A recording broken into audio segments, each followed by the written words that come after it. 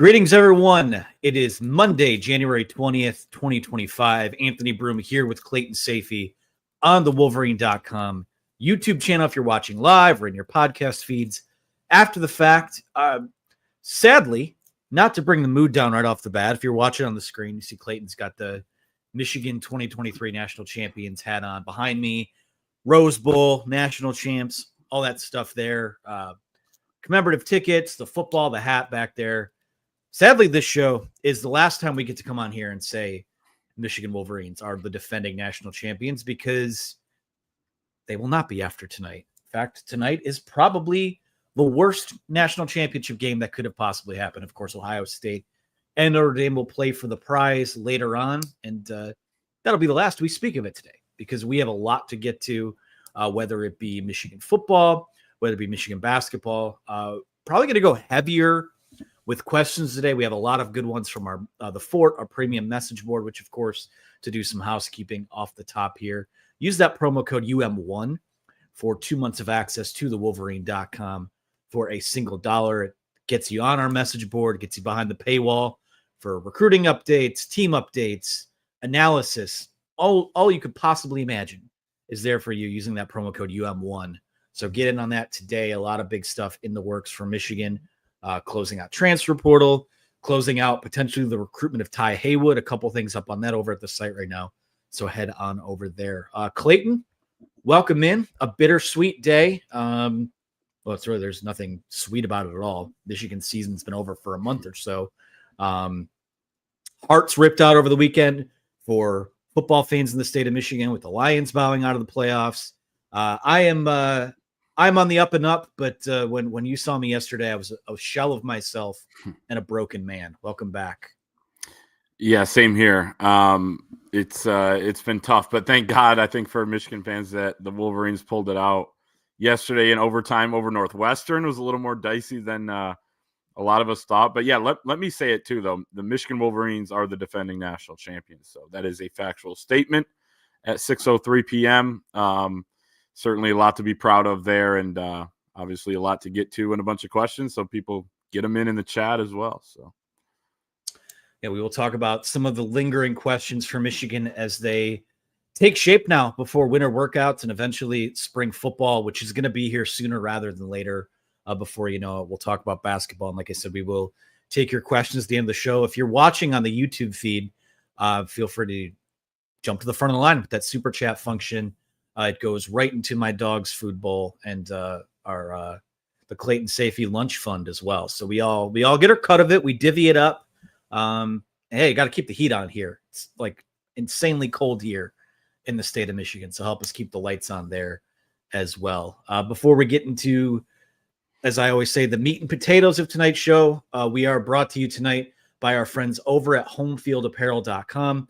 Use that promo code Wolverine for 15% off your first order over at HomefieldApparel.com. Again, if you're watching on screen, click it over to the Big Ten collection right now. Click over to Michigan, and you've got the platinum box.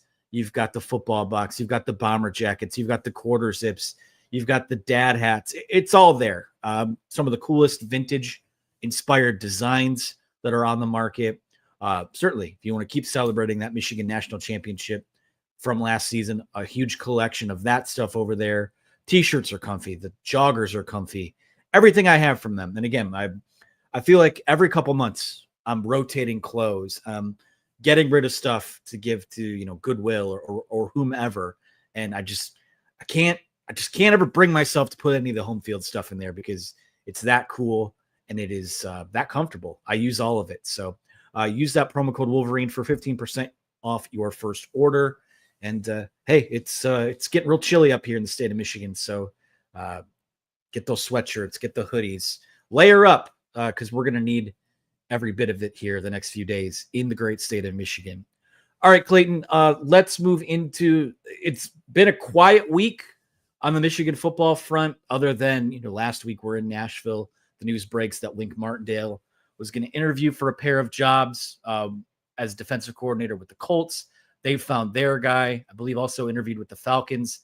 They found their guy. It sounded like the Bengals had interest, but really hasn't been much traction there. So as of right now, and again, the hiring cycle is really starting to fire up in earnest now that, obviously with the Lions being out, those are two big candidates. They're coordinators in terms of filling out jobs, filling out staffs. Maybe there's some more movement elsewhere, but now we start to really get a sense of if he's going to be back next year or not. And it seems like the last few days have been positive on that front in terms of hoping that Michigan retains this guy for another year.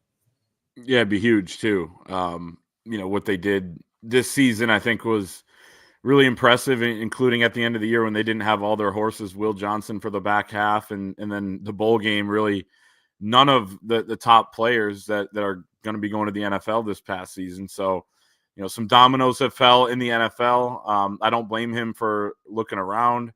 I don't blame NFL teams for saying, hey, this is a really good NFL coordinator who's done a good job in this league for a long time, that just so happened to take a 1-year hiatus, go to college football and, not master or figure out college football, but do a really good job and show that he is still a fantastic coordinator. And by the way, he left on his own from the New York Giants last year too. Obviously a weird situation there, kind of a falling out with Brian Daboll, their head coach, but this isn't someone that was forced out of the league. So 1 year off makes sense that there's some interest, but also makes sense that other guys are in the mix and they earn those jobs. Sherrone Moore told some reporters last week at the Michigan High School Coaches Clinic in Lansing that he feels like Wink Martindale wants to stay at Michigan, but of course he has contingency plans should he move on. So obviously, some good news for Michigan fans that he didn't land one of these jobs, but maybe not out of the woods yet, I guess. Just considering the fact, like you said, hiring cycle's still going. It's actually, more maybe the new staffs, like you said, Ben Johnson going to the Bears, other jobs that are open, they'll hire head coaches. Those are maybe ones to worry about, but it seems like the ones that had DC openings, that the head coach is coming back, some of those are getting filled. Yeah, nothing imminent. Feels like they're out of the woods for now. I think, again, at this point, I'm not tracking all the openings in the NFL, whether it be head coach or, we know some of the key ones, obviously, but I feel like when you're looking for a timeline where, like, where's Michigan actually safe and actually out of the woods here? Probably the week or so after the Super Bowl, as some of those staffs come into full focus. I think fans have gotten pretty familiar with that timeline there. Well, some people choose to forget. And it goes a little longer for assistant coaches too, because that's the big piece there. So, Michigan fans hoping that they were out of the woods. That's come up a lot already, out of the woods tonight. That's 3 in terms of their guy having NFL interest. Bit of that is back to a certain extent, but certainly we'll see what happens. It'll probably be a thing as long as he's here, but it's much different when it's your defensive coordinator compared to the guy who sets the entire tone for your program. So good news on Wink there. Other lingering questions. As we're just kind of doing a grab bag of topics to start here. We're not watch EJ's recruiting show tomorrow night. He'll give you the full scoop on everything that's going on there. But in terms of, when you have a 5-star out there, like a Ty Haywood on the offensive line, seems like things are trending in the right direction there. For all the people who have been questioning the allocation of assets in terms of NIL, well, looks like you're on the verge of landing another big fish because of a renewed push for NIL within the Michigan athletic ecosystem there. So looks like they have a chance here to end that 2025 class with a bang and land a guy that seems like has been trending to Michigan for a while. The visit went well. All the feedback's been good. It feels now just more a matter of when, not if. Yeah, we had first heard Ty Haywood's name when we also heard Justice Haynes' name, like way back, but well before Justice Haynes entered the transfer portal, well before Ty Haywood decommitted from Alabama, which happened only last week. But as Bama Online, our partner on On3 Alabama site, reported weeks ago, they didn't really consider him a member of their class. He's been trending for to Michigan for quite some time. The decommitment was kind of more of a formality. Visits Michigan over the weekend. Things looking really good there. Obviously, a couple more predictions come in for Michigan to land him. No surprise before the late signing period in February. So that'd be big. It would just add to what's a really good freshman class coming in. And then, what they've done in the transfer portal with over a dozen pickups. Offensive line is one of those spots that they haven't landed their top guys. They're still maybe pursuing some, but you're building it up from the high school ranks. You have a lot of good young talent that's going to be in that offensive line room for years to come. So I know we have a question about it later on, but, asking about, is their method of how they're using the money and allocating things, kind of trying to build through high school recruiting? Is that similar to an NFL team wanted to build through the draft and then kind of pick their spots in free agency? I think it absolutely is. They're showing that with the commitment they've made to some of these top prospects that are coming out of high school. And then, okay, yeah, we'll go get the number 2 running back in the portal, Justice Haynes. We'll spend for Mikey Keene, a quarterback who could have had other options as well, a guy who may start games here next year, and on and on. So I think it's a smart way to do it, but it's also an important year for Michigan next season. They want to win right away. Yeah, you got to walk that line between, and again, people will argue that a school like Michigan, and maybe we sort of tackle the topic now and go a little more in depth during the Q&A session. But I think that when you're a brand like Michigan that really should be able to do both when it comes to transfer portal and high school recruiting, and I'm not necessarily saying it's either or, but when you look at the totality of this offseason and when you look at sort of this foundation that you're setting for, listen, they need to win games next year. They probably need to win more games next year than they did this past year, right? I think 8 or less next year would be a step back for them, given that the schedule is a little more forgiving, given that the offense should have much more of a pulse. At least we hope. If it doesn't, I mean, that would be an all-time backfire.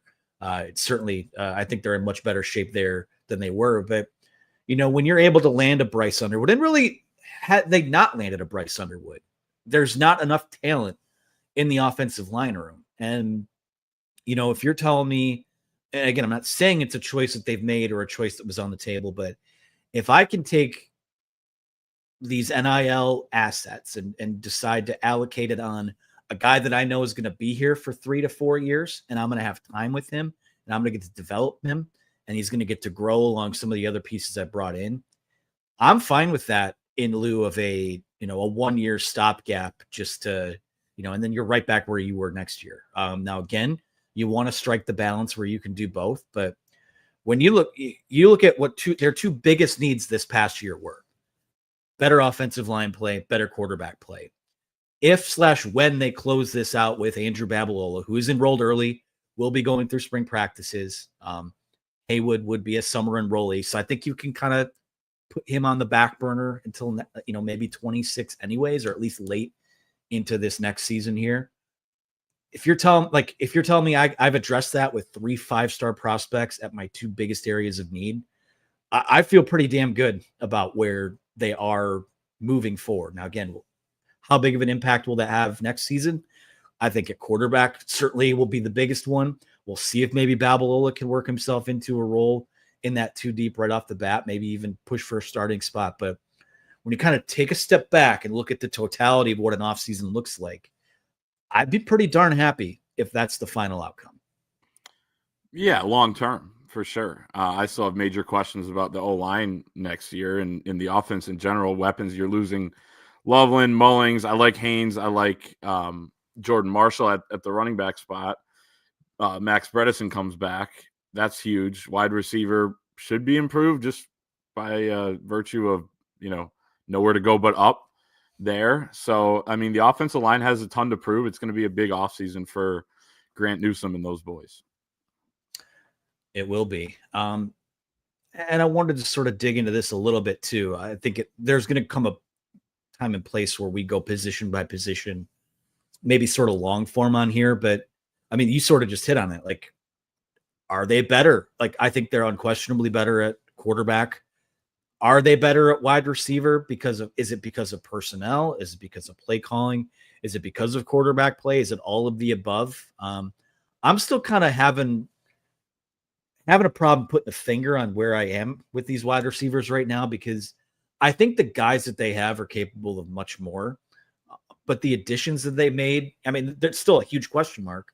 and the additions they made so far. I talked about this a couple weeks ago, like raise the floor, but how much does it move the needle? That's maybe my biggest question mark right now. And like you said, quarterback play helps so much for wide receiver play. And I know that, Michigan hasn't had elite wide receivers. And, with competent quarterback play, even when Cade McNamara was here, they were able to kind of get by. They had obviously an elite run game, elite offensive line to lean on. So that helps. I think that's what a lot of people banked on coming into last season, knowing that, okay, not a ton of weapons at receiver. We'll see about who the quarterback is, but at least they'll be able to run the ball, protect, be that physical team that wears the other team down as the game goes on, control the football, time of possession, all those things. So, with the O-line being a question mark, that creates some concern a little bit because you don't have everything else figured out except wide receiver. You have an offensive line that has a lot to prove, like we said, potentially freshman quarterback coming in here and starting, and a wide receiving core that doesn't have anyone that's all that proven. But again, I mean, quarterback play can cover a lot of warts, and I think that it is going to be improved quarterback play next season. You look at even Georgia this year, a lot of complaints about their playmakers, but part of that was because Carson Beck seemed to take a step back, and they lost two fantastic players, Ladd McConkey and Brock Bowers. So if Michigan can find a little more of a balance there, better quarterback play, and the receivers stepping up a little bit more, then I think they could be in a decent spot offensively. And the offensive line, that's the engine. I mean, that's what sets the tone as much as anything in this program and in a lot of programs. Look at the two teams playing for a national title tonight. Like I don't think you make that run regardless of what the sport looks like compared to years past without being good up front on both sides of the ball. I mean, that is what is going to determine Michigan's success next season and into the future. From an offensive line perspective, I have those same questions there. There are guys that could compete at tackle that maybe also compete inside. There are guys that are coming back that, just because you come back doesn't mean you're going to get better, right? So I have struggled to kind of understand why they haven't maybe aimed a little higher, and maybe they have in the transfer portal. There were guys that they were in on that, maybe were inside that top 100 or top 3 or 4 guys at each position. But I am concerned about that. And it's no disrespect to the guys that have come in, but when the additions that you've made are from Cal Poly and Ferris State, I can't say it's going to work one way or another, or what the type of impact those guys will have. But when you have a guy like Sherrone Moore who has an offensive line background, I'm a little bit surprised that they weren't able to bring in someone at least a little higher ranked. That's not to say they're a better player or not, but maybe a little more fanfare was surprising to me. They could use Ladarius Henderson and Olu Oluwatimi, guys like that. They've done it in the past. So, yeah, I don't think that they've made that type of addition or even a Drake Nugent to this point. But we'll see. I mean, some of the more valuable guys Michigan's gotten out of the portal the last few years have come in the spring. So there's still time. Any other lingering questions? I mean, I feel like we'll see on Wink. We'll see it. Those two positions throughout the spring defensively. I mean, really at this point, we're only really waiting on Rod Moore as someone to make an official decision, and everyone expects him back. I believe the NFL draft deadline has passed, so I don't know if there is any other decisions out there. Yeah, Rayshawn Benny coming back is huge because you at least have a guy who, probably could have been starting the last couple of years up front, and now he's going to get that opportunity. He was just behind Mason Graham and Kenneth Grant, two of the best defensive tackles in program history. I mean, Mason Graham is as good as it gets in college football. So he's going to get that chance this season, and you brought in some help alongside him and alongside some of the younger guys who are emerging. I mean, Trey Pierce and Oetta, they earned some time. Ike Awuna will be a fifth-year senior, but you brought in Trey Williams from Clemson, Damon Payne Jr. from Alabama, guys that were kind of Rayshawn Benny's at their previous school, where they were kind of like a rotational guys. Now they'll play a similar role, maybe a little bit more here alongside Rayshawn Benny, who I think deserves a much bigger role than he's had. So I like that. You mentioned Rod Moore. I think the deadline that's passed is for guys that are juniors or, aren't either graduates or on track to graduate in 4 years. They released that list last week, excuse me. So I think he still could technically go, like Quentin Johnson last year, was going to go and then decided to come back. But I don't blame anyone for negotiating the best possible NIL or revenue sharing deal for themselves because especially when they know that they are a valuable player to this team. Rod Moore is as valuable as they get. For a guy that you'd have to pay for one more season, I mean, he's the guy I'd probably pay the most if I'm in charge, which of course I am not and not qualified to do that. But I do have a microphone in front of me and I'm allowed to say pretty much whatever I want. Anything else on your mind since you got the mic right now? Yeah, but we'll just move on, I guess. Yeah, we got plenty of time left. We'll get some takes. We got plenty of time. Let's move to Michigan basketball. Sitting at 14-4, 6-1 in the Big Ten. Another overtime game. Really, they played 2 overtime games since last we spoke on Thursday. Lost at the buzzer in a game that was right there for them at Minnesota. A lot of people, I mean, that's one you probably got to win 2 somewhere else that maybe you weren't supposed to make up for, but they respond with an 80-76 win in overtime, in an overtime that took 36 minutes on Sunday in Ann Arbor. They moved to 14-4. They have a few days off here before heading to Purdue on Friday. Sunday's game, to me, that was just one. And Northwestern was unique in that I think that a lot of the things that they do are things that designed to give the defense that Michigan plays issues. Those guys are tough. They hung in there. That was a dogfight from start to finish. And a one where you just coming off a loss, you could sense that the energy was kind of sleepy a little bit early. It's one of those games where, you always say, oh, well, the goal is to win by 1 or more.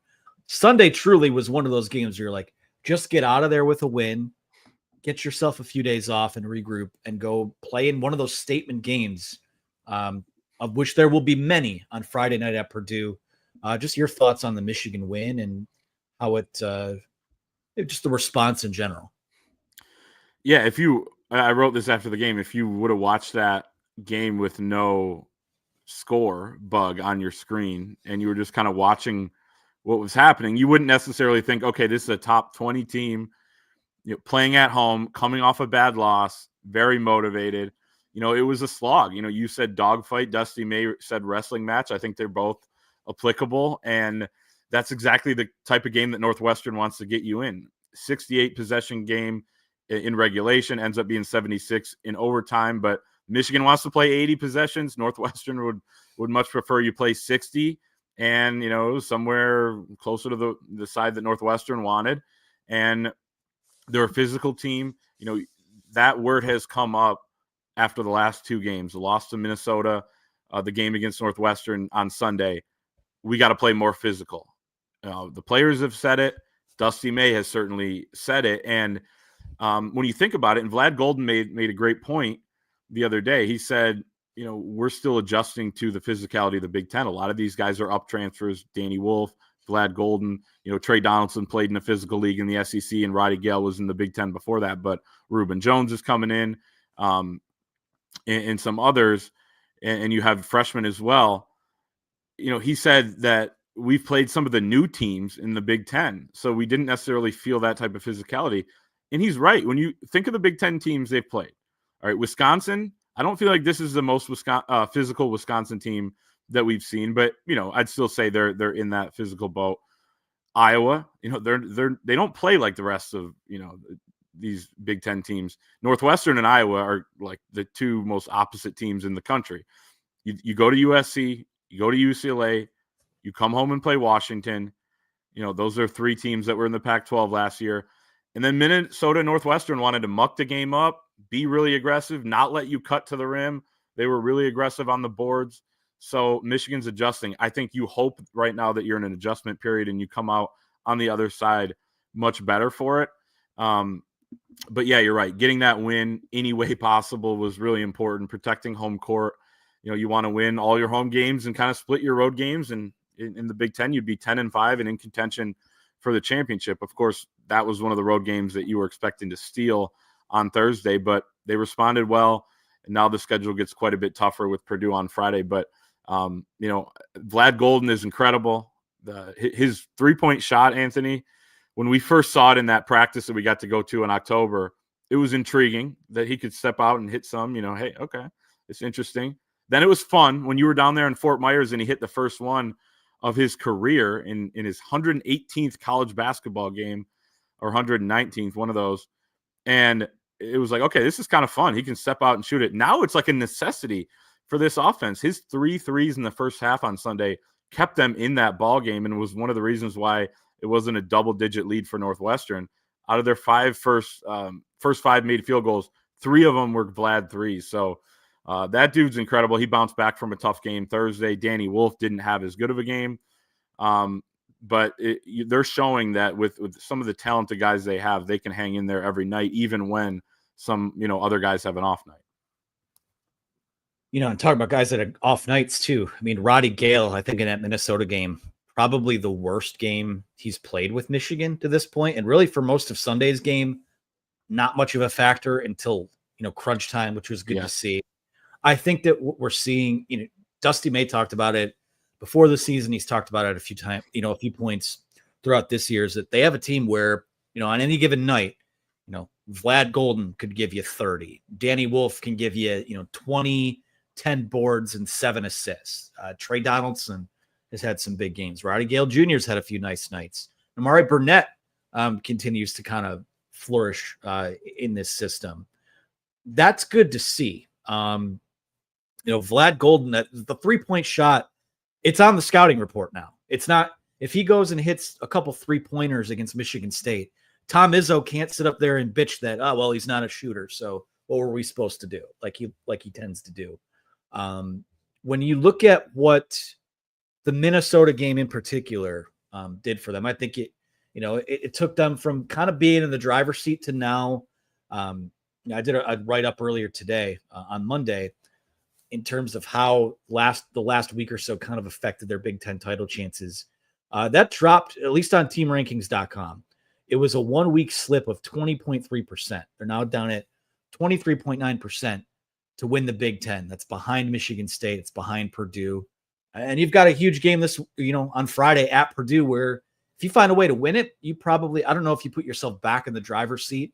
I think Michigan State's there until maybe they lose a couple games.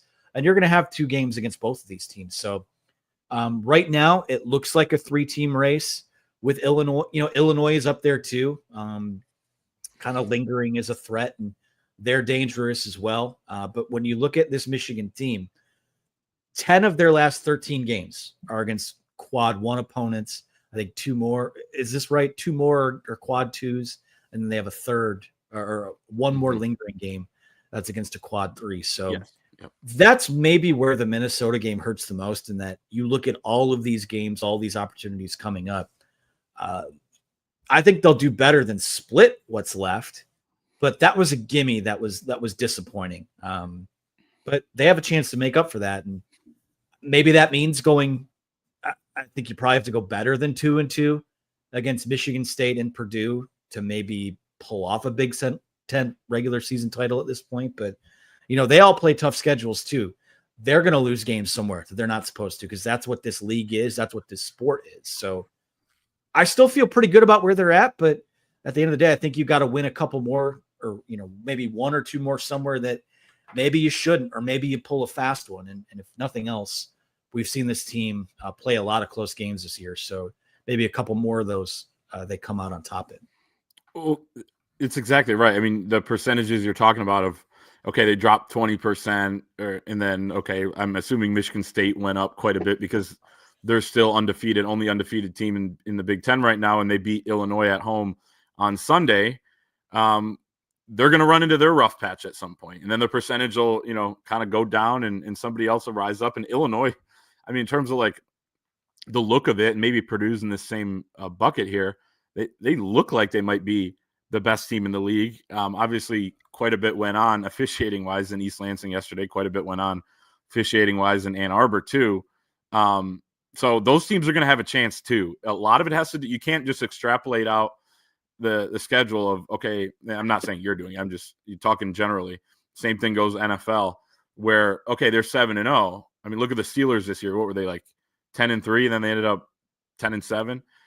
Michigan State had the second easiest schedule in the Big Ten so far, according to Ken Palm. Michigan's the easiest, right? So they still have a lot to prove. They've got to show that they can, get the offense back on track, that they can get the defense back on track. They're 73rd in the country in defensive efficiency since the Iowa game, which was on December 7th. So they've had kind of a tough time defensively in some of these games. So, Michigan, and Dusty May talked about it. He said, we got a lot of problems to fix right now. They have some time here before Friday's game so they can work on it. But it's going to be a competitive Big Ten race, I think, all the way through. And it's exciting. And the fact that this is a standard we're holding them to 1 year after they finished 8-24 is pretty remarkable, that we're talking like, okay, I think I like where they're at in terms of the Big Ten championship race. That's pretty, impressive that they're there right now in the thick of it. But again, they've had the easiest schedule, according to Ken Palm, so far. February and early March are going to be brutal in terms of strength of schedule. I think I wrote it the other day. It's like 11 of the next 13 or 8 of the last 10 are against teams that are top 40 in Ken Palm as of yesterday. So they've got to turn it up. But again, I mean, so does everybody. They're going to have their ups and downs. So Michigan might just be in kind of a rough patch, so to speak, even though they got the win yesterday. Well, and some of John Beilein's best teams about this time of year, or maybe into early February, would kind of slump a little bit. And then it just happens. A lot of Michigan State's really good teams that have gone on to make rallies have struggled this time of year into February and rallied late. It would be something if this did come down to Michigan and Michigan State, given that they play that last Sunday of the regular season at the Breslin Center. I believe it's Sunday. But I was just looking at their schedule while you were talking for a second, and we talk about how, Michigan's got a bit of an unforgiving stretch coming up. Michigan State's last 6 games, and you're looking for a spot for maybe them to trip up a few times. They're at Illinois. They host Purdue. They're in Ann Arbor playing at Michigan. They go to Maryland. They host Wisconsin. They head to Iowa, and then they host Michigan at home to end the year. That's a brutal stretch as well, just in terms of, we'll see. That's going to be a dogfight for them too. So it's just I don't even want to say it's a miracle, but this time last year, we're talking about how many more teams is this Michigan team actually going to win? And now the conversation is, well, how many more, how many games do they need, or how many places do they need to make up to compete for a Big Ten championship?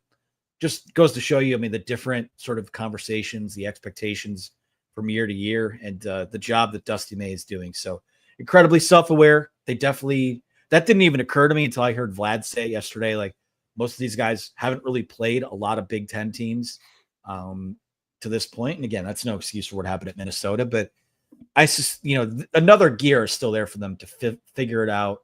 Rebounding the ball better. I think you're seeing the turnover, the turnover numbers tick down a little bit, not as quickly as you'd like to see, but they are down to, I'd have to look, I think it's 18.2% of their possessions in Big Ten play. Still a little too high, but it's much better than their season average, which is somewhere over 20%. So they will go to Purdue on Friday night. Really excited for that game. And then come back next Monday, close out January with a home game against Penn State. So, hey, a chance to close out January with a pair of wins. You go find a way to win this game at Purdue on Thursday. You're right back in the conversation at the top. And you still are in the conversation, but that's one of those, you go win at Purdue, I can forgive the Minnesota loss up to that point. So we'll see what happens from there. Any other thoughts on hoops before we move forward? Yeah. I mean, Purdue's 9-0 at home. They're shooting 44% from 3 at home, and they beat Alabama, which is maybe one of the best wins so far of the college basketball season. So it's going to be a big challenge. Dusty knows that. He was a student manager and a staffer back there under Bob Knight at Indiana. It was probably more hostile than it can get for a Michigan-Purdue game, but it's going to be a great atmosphere. I'm excited to see what Michigan can do there. And also, I have this question for you. How about Chris Collins? How about him? weird comments yesterday with calling Vlad Goldman an actor for getting hit below the belt there. Let me tell you something. There is no. I've watched a lot of movies, a lot of slapstick comedies over the years where guys pretend to get hit in the groin. When someone actually gets hit in the groin, you can't fake that. You don't act that. So I don't know. It was kind of odd. Is Vlad animated and entertaining out there? Yes, but that's a weird takeaway from yesterday's game, especially when you had a guy get thrown out for kicking someone in the balls. So, they had to stop play they didn't even tee him up. It was Terry Oglesby, who's pictured here. If you're watching on the YouTube version, give us a like, subscribe to the channel. He blew the whistle and stopped play to tell him to chill out, but then didn't tee him up. It was one of the weirder things I've seen. And he was on the refs all game. He was on the floor. I thought Trey Donaldson should have ran into him at one point with the basketball, and it would have been a technical on Chris Collins. But I will say it is quite funny that Vlad, he seems to go to the ground and get hit in the eye and the face. And there's so many times when the refs this year have had to go to the monitor to see if Vlad got flagrant fouled, or however you want to put it. This time he actually did, and it was completely warranted it. Potentially game-changing, though. Jalen Leach was playing incredibly well, hitting a bunch of big shots for them. Would help Michigan get the win. But, yeah, it's one of those things you can't do. Just like apparently you can't elbow a guy when you have, a bunch of defenders swarming you and trying to foul you, like Vlad Golden got called for his. So I guess it kind of evened out in that regard. I thought that was a ridiculous call, but it was one of many. I think, 46 fouls were called in yesterday's game. That's insane. And of course it took 2 hours and 45 minutes. So yeah. And it's college basketball just has an officiating problem across the board. And I don't know. I think a solution to that might be, instituting some sort of coaches challenge. We don't need to go look at every single thing. That was a great game yesterday. Regardless of how stressful it was to watch it as a fan of either team. But these replay reviews, they suck the air out of a building. And there's no excuse for a college game that has 1 5-minute overtime period to be 2 hours and 42 minutes. That's insane. And we all love, we always joke, free basketball, right? When we go to overtime, that's overindulgence for me. We don't need to be there that long for one overtime period. So I don't know how you fix that. That's people way above my pay grade. All I know is that the last minute of these college games, I mean, it's just, it's completely sucks the drama out of the moment, sucks the atmosphere out of the building.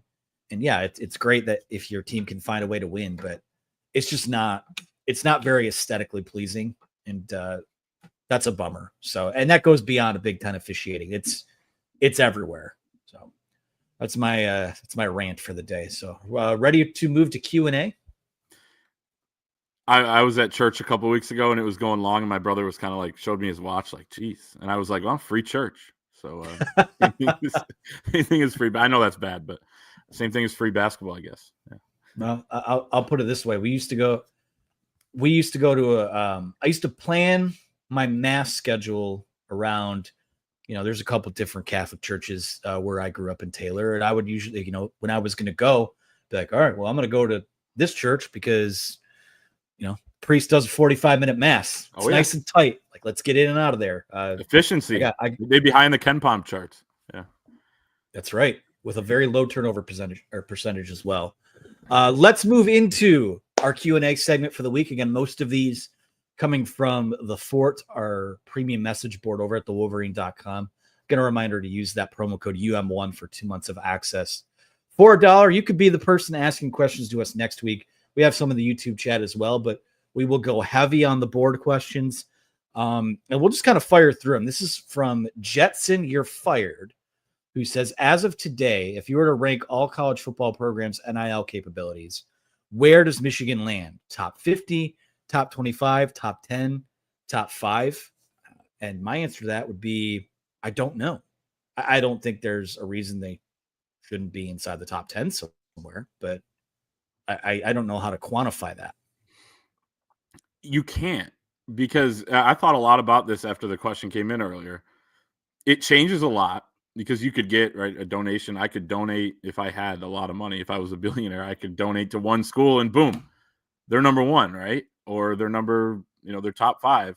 Or it could change recruitment to recruitment or player to player in terms of retaining a guy because as we've talked about in this show before, something that Michigan and some others have done, certainly others around the country, is it helps to be a little more targeted and say, hey, this money would go towards this player. Like you love watching him, or you see how good this quarterback is. I mean, I'm sure that was the case for Miami. They didn't just have $4 million sitting around. They were able to mobilize and get $4 million for Carson Beck because they knew he was going to go to the portal through back channeling, obviously, and they land him. So it changes a lot. It's hard to measure. I would imagine on an average recruitment, Michigan's probably top 10, top 15 with the ability, of course, with some donors that have been highly publicized, to outbid anyone for a single recruit, which is really nice to have that potential. So I'd say it's somewhere there. But it like you said, I mean, it is really hard to measure, I think. And, you could measure it, I guess, with like how much is in the bank account for each of these collectives. But again, that changes a ton, and you don't know where it's allocated or whatever. If the money's tied up in guys coming back versus portal guys, I mean, there's so much that goes into it. I want to read this comment from Matt Mallon, who says, as a pastor and a Michigan fan, I love the comment on free church. I may have to use that next time I'm in the pulpit. Please do. You should. And that's, make sure you quote Clayton. I mean, he's a humble guy. He doesn't want the credit in the house of the Lord, but it's good. Like, do you want credit? Well, no, yeah, that's fine to get credit for, I guess. But like the premise initially was that we were kind of like, all right, let's wrap this thing up. But that free church, I like that. Matt, go ahead and use it. That's awesome. Let's just not go to the monitor a billion times. Let's be smart about it. Let's go to our guy Sasquatch 616. This is, after watching the last 2 games, have your expectations for the Michigan basketball team changed at all? If so, how do you see it for the rest of the season playing out? They did slip 1 spot in the AP poll this week from 20 to 21, and that feels right to me. Again, a loss like that in a vacuum to Minnesota, it doesn't bother me. It's incredibly annoying, but I don't know that it really changed how I view this team moving forward. It's just, we've seen so many of these coin flip games, and when you don't play your best ball and you're in a tight game late, they're good. Sometimes it goes the other way, and sometimes you're going to got when a guy fires from, just beyond half or just in front of half court. So to me, it doesn't affect much at all, other than, it's Big Ten basketball and weird stuff happens sometimes. I'd say I'm slightly less optimistic. And again, like I said earlier in the show, the hope is that this is a period of an adjustment. To have, averages in all these different statistical categories throughout the season means you're going to be below your average, you're going to be above. So maybe, they'll just, by, virtue of water finding its level, as you would say, they'll just rise back to the level they were playing at. But I think it's a little concerning that they played 2 games like that where they struggled to finish at the rim for portions of it. The last game against Northwestern, not much offensive flow, and part of that's opponent base as well. So how do you know? You increase the sample size, you play different opponents, all of that. I think this team might be one of those classic Michigan teams that actually benefits from getting out of the Big Ten at the end of the year and playing, other teams nationally. But we'll cross that bridge when we get there. So I would just say slightly less optimistic in terms of, the defense. I think, needs to take a step forward. They need to play a little bit more physical, and, the 2-point shooting, they were the best in the country coming into these 2 games, and then they're 42.5% and 44.1%. So not to say it's going to be like that going forward, but they just showed that they're not going to kind of play with the same type of high level offensive efficiency every single game, that there will be ups and downs. And sometimes they have to win on the margins, which is something they did on Sunday effectively. And coincidentally, in that game, the areas they've been struggling in, like turning it over, that didn't really pop up. The issues were things that they had been really good at. So maybe it was just one of those nights. It's a great segue into Swomen4's question, where he says, should we expect the basketball team to potentially fare better in March Madness than in Big Ten season because of the style of play? Maybe that's where I got that thought differences? from reading these earlier. Maybe.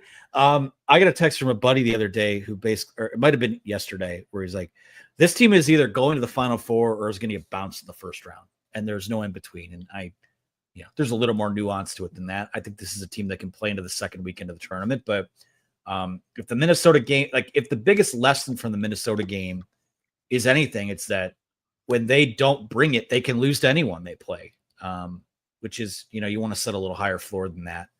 Because we have seen them win a few games where they didn't have their best night offensively or defensively. But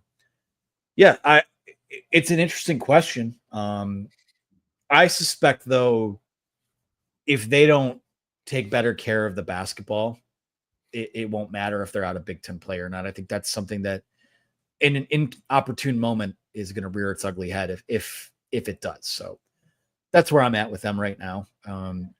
It's tough to say because I don't even know how they're going to fare in Big Ten season yet, because here we are thinking they are maybe the favorite to win the Big Ten. Then you go out and lose a game to Minnesota. So what's going to happen? I expect them to bring it when they go play at Purdue. I expect them to bring it when they play Michigan State in Illinois and some of these other teams they have coming up. But are you going to bring it when you play Penn State? Are you going to bring it when you're on the road at Rutgers? Like, I think those are the biggest question for me is, can they put that one where it goes? Just leave it on the shelf. It was a bad night out and win the games that they're supposed to win.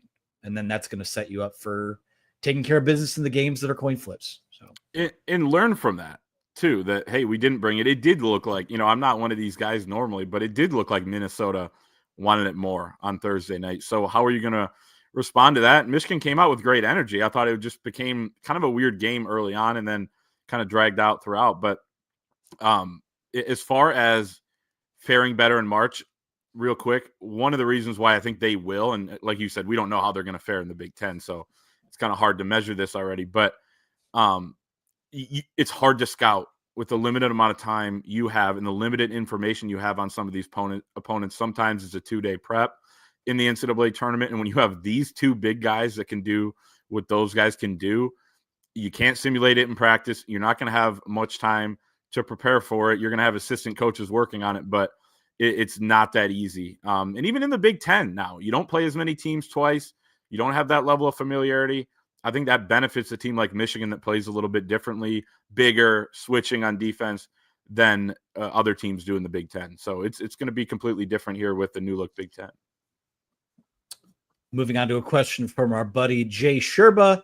He says, as a fan of both Mikey Sainristil and the Detroit Lions, can you tell me roughly how I should divide my emotions between joy and pride and deep, unrelenting pain? I love Mikey Sainristil as much as maybe any Wolverine that's ever played. He ripped my heart out Saturday night, and I will never forgive him for that. And I will not feel joy for him because of that. Now, if he does it to the Eagles next week and knocks them out and they go to the Super Bowl, there's going to be no bigger Mikey Sainristil fan in the world. But if you're on my football team, I'm with you. Taylor Decker's a Buckeye. Has been a good guy for my football team for a while. Not as good this year, but if you're on my team, I'm for you. And if you're ripping my team's heart out, I'm against you. So happy for him, objectively speaking. But Mikey, you broke my heart, man. I think this may not answer the question, but you should feel unrelenting pain, or deep unrelenting pain, as Jay Sherba put it. But also, if someone's going to do it to you, it might as well have been Mikey. So I'm happy for him. He always shows up in the big moments, and then he gets to celebrate with Kevin Durant after. So, yeah, Mikey stays winning. Do it.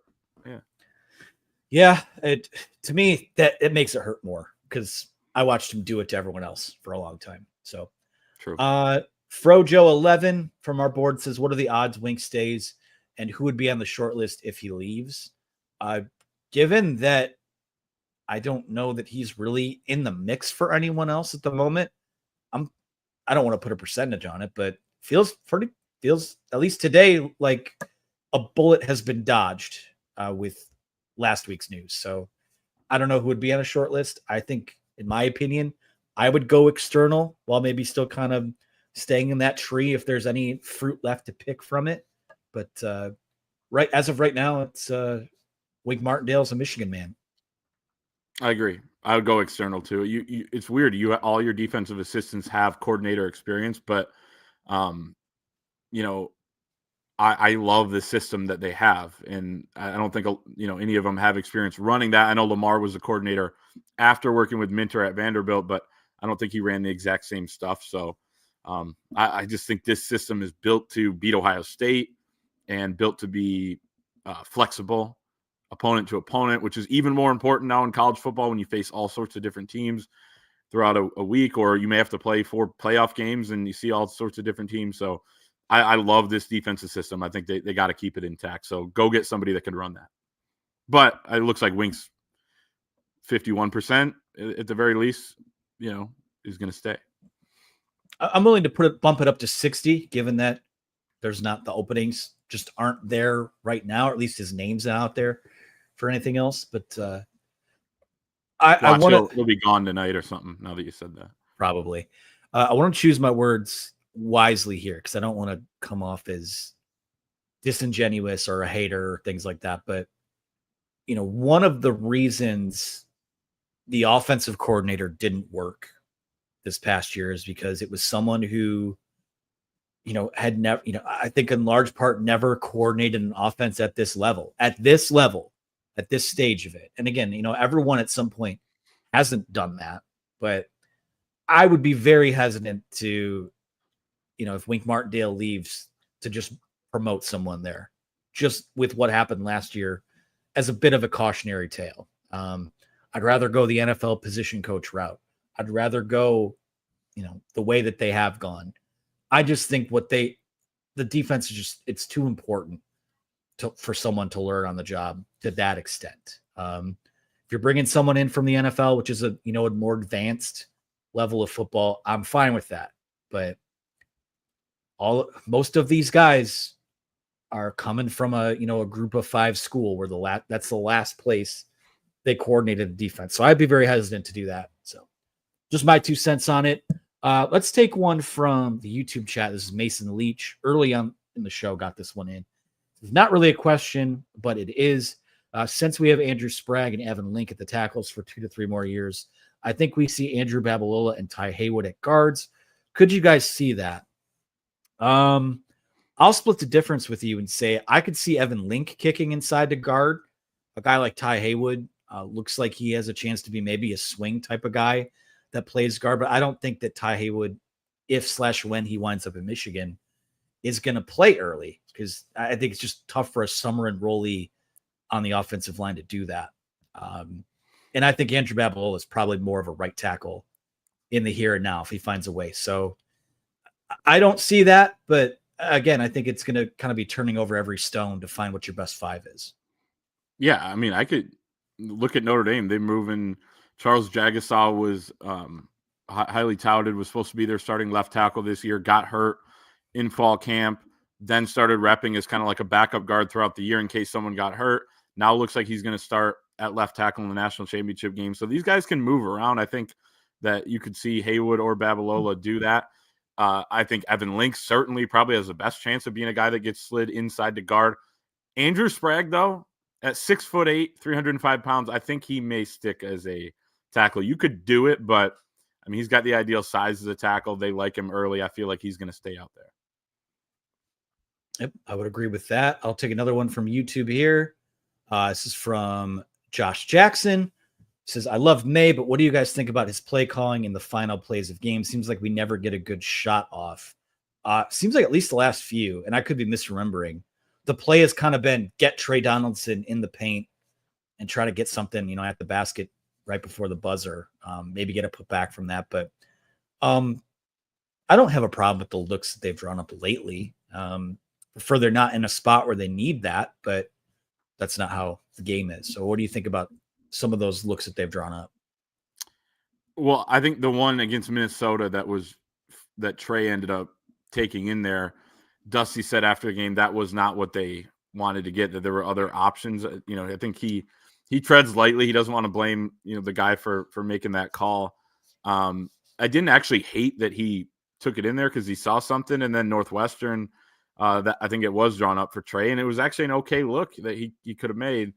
But yeah, the back cut against Arkansas, Danny Wolf going for Gale there. I mean, it was almost there. Janelle Davis made a great play on, kind of knocked it, jarred the ball loose there. I can't remember exactly what they got against Oklahoma. So I don't love some of it. Oklahoma might have been when Trey pulled up for 3. So if it works, if it goes in, then you love it. If not, then you don't. It is part of it. But they do feel like they could use a guard that's like just this go-to guy. When your go-to guys are your big guys, it's a little bit tougher in some of those end-of-game situations. It's from Bloomer, who says, the next time we play Northwestern, do you think May and the team will have a little something planned for, it says Doug Collins, but he means Chris Collins, like warm-up shirts that say professional actor? Well, at this point, if they play again, it would be in the Big Ten tournament. Yep. Probably, hopefully, on a Friday night. So maybe. I doubt it, though. Yeah. I mean, they're not. It'd be funny, but yeah. I mean, maybe Vlad said something to him. That was weird, too.